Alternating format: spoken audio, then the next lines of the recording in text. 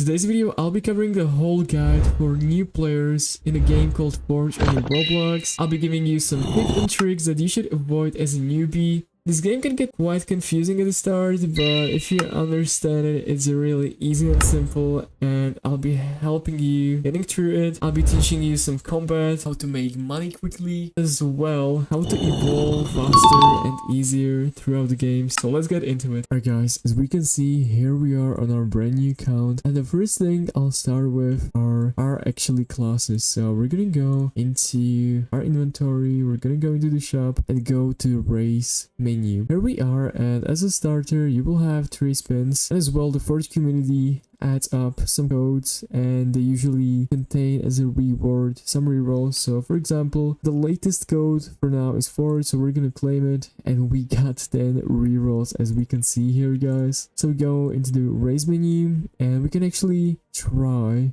and reroll for a new race, and we got Shadow, as you can see at the beginning. I believe that's not bad, it's actually quite good for beginners. You shouldn't mind rerolls and races at the beginning because it doesn't affect you as much, but maybe mid game and late game I'd be hoping to get Angel or Demon, or at least those legendaries. So but for now we have Shadow, which is very good for a starter. And now what we're gonna do, we're gonna complete Sensei Moro quests. That's probably the most important thing you have to do. You're just gonna have to complete all of those. So all of the quests you get from Moro, you just want to complete all of them because they're gonna give you some, it's basically a tutorial, so you're gonna complete this tutorial from Moro.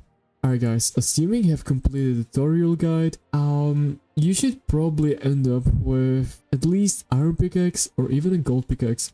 I'd be definitely going for platinum pickaxe, which makes your way easier, and I recommend it because that's the way I have done it. After that, I'll go into the cave. Here we can see those 2 guys. You can just take the quests from them and just complete them over and over, because those are the side quests and they might give you some XP and even cash. There is definitely not much stuff to do in World 1, but I definitely recommend you mining the rocks and pebbles over and over, and you'll need at least 30 bananites, and I wouldn't use bananites to forge because you're gonna need them in World 2, but yeah, that's for later.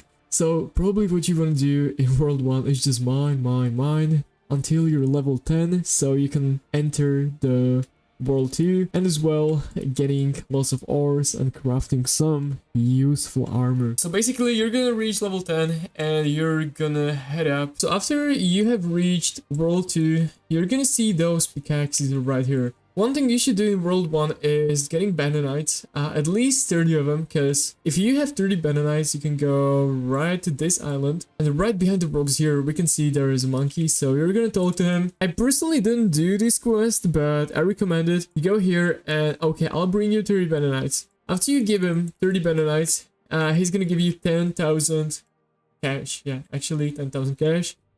You're gonna head up right here and you can buy the cobalt pickaxe. So that's very important of you to do so, because you're gonna make lots of cash very easily and quickly just gathering bananites, which is like AFK work, or not even AFK, but yeah, it's literally chill. So after you have done it and you have the cobalt pickaxe, you're gonna go to Sensei Moro, right? We're gonna talk to him, get the first quest, and you're as well gonna go up here. And here we can see there are those tents, and we can see Captain Rowan, so you're gonna take another quest from him. Okay, so guys, alright, so this is very important of you guys, for you guys. Sensei Moro and Captain Rowan, they're the main quests. Captain Rowan is gonna be giving you quests on killing skeletons and enemies, and Sensei Moro is gonna be giving you quests on getting ores. So yeah, those are 2 main quests that you're gonna be doing throughout your whole path. Rowan is gonna give you quests to kill skeletons, and Sensei Moro is gonna give you to mine ores. First thing I would do is just mine as much as I could, because it's very important for you to get a very good armor for the start, right? Then when you have a good armor, you can fight enemies, but the first thing you want to do is mine ore. That's very important for you. I'll show you probably one of the best places you can mine ore. So if you're going for basalt vein, which is right here, we can see 2 rocks here, and probably many of you know that, but for newbies, yeah, this is a very good spot because you get 2 rocks at the same time and they keep respawning at the same place. All right, so you can literally just AFK here and get lots of ore, just resell or even craft some armor or even swords. After you have completed that, and assuming you have a really good armor, you have lots of cash, right? And you have completed the first 3-4 quests from Sensei Mobro, you're gonna go here and mine the basalt vein, right? And here you can as well AFK because there are gonna be 2 rocks at the same place, and you can just AFK and get lots of good ores and craft a good armor. And the thing is, if you want to mine basalt vein, you're gonna need a pickaxe which deals at least 100 damage or even 125 damage. But like 100 damage is definitely enough, but I recommend you getting the arcane pickaxe. And now is the question, how do you get lots of cash easily, right? This is a question that many people ask, and let's assume you have a good armor, you have a good sword, for example. You're gonna head here and you're gonna be getting those superior essence, all right? You're gonna be killing that X skeleton over and over, even skeletons. What we're gonna be aiming for is the superior essence and even epic essence. So we want to defeat the enemies for the superior essence and even the epic essence. Because after you got like 100 superior essence, 100 epic essence, you can literally sell it for thousands and thousands cash. And you wouldn't believe it, but this is probably the best method to make cash in this game. So you just keep defeating the enemies over and over. If you have a good armor, a good sword, it's gonna be so much more easier for you. Just getting the epic and superior essence is quite easy, just defeating the enemies. You're getting the XP, and yeah, that's just how you do it. So assuming you got the arcane pickaxe, next thing you're gonna do is you're gonna go here, and as you can see, there are many players. Probably on every server you'll enter, there'll be a player who's gonna be mining here, because yeah, this is a really good place to mine basalt vein. You just get 2 rocks at the same time, so yeah, there are gonna be many players, but there are definitely some servers where there won't be. You can even AFK, and after that you can just craft a really good armor, because basalt vein is gonna provide you with a really good ore. So after you have done that, you're actually at endgame basically, and what you're gonna be doing, well, assuming you want a really good armor, so we're gonna be searching for basalt rock, okay? Yeah, so we have basalt rock here, for example. You will as well find that basalt rock is quite harder to spawn, but yeah, they do spawn. And I'm gonna show you a little trick that you can actually use. So while you're mining the basalt rock, right, you can see the ore. You'll see the ore very soon that we're gonna get. And the ore you're gonna focus on is obsidian, because we don't want any rock, or yeah, we just want to focus on obsidian, because you're gonna be dropping lots of obsidian here.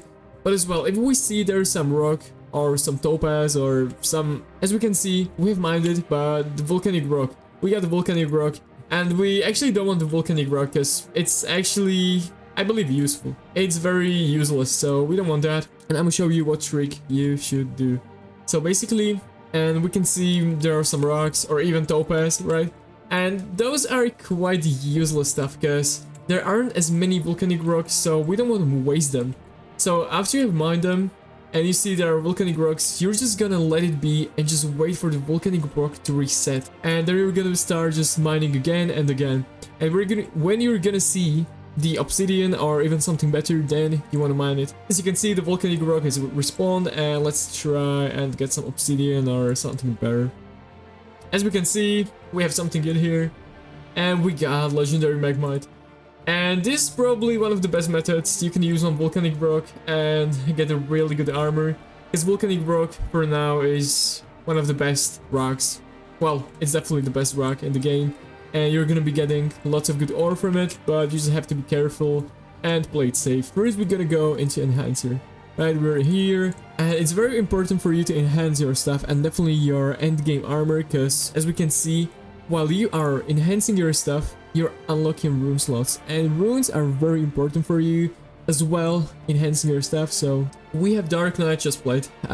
It had def 172, but we enhanced it and it has 224 DEF. Alright, so you can see the difference is like 50 difference, 50 DEF difference, and it's a huge difference. And we have as well unlocked the runes Rage Mark and Briar Notch. Yeah, so, and as you can see, we can actually use 6 runes on our body armor, so that's so OP, and you can be literally unkillable. Alright guys, so now I'm gonna teach you combat, and probably what I'd tell a newbie or a new player is that every enemy in this game has a pattern that they follow. For example, zombie, he throws 1 punch, 2nd punch, and then nothing, and you can punch him, right?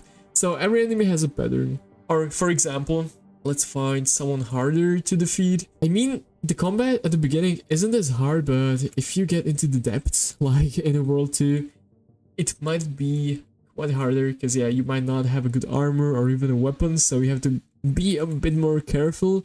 Alright, so we can see that skeleton. So he throws 1 punch, 2nd punch, then you can hit him, right? And yeah, we just killed him. So that was a pattern. So he throws 1 punch, 2nd punch, and yeah, then he does nothing for, I don't know, 3 seconds. So yeah, we're here, and we can see fire that skeleton. So he throws 1 punch, 2nd punch, and we can keep hitting him. Quite easy. They are not the stuff to defeat. 1st punch, 2nd punch, and yeah, you can just get him. Thank you guys so much for watching, and see you guys in the next one.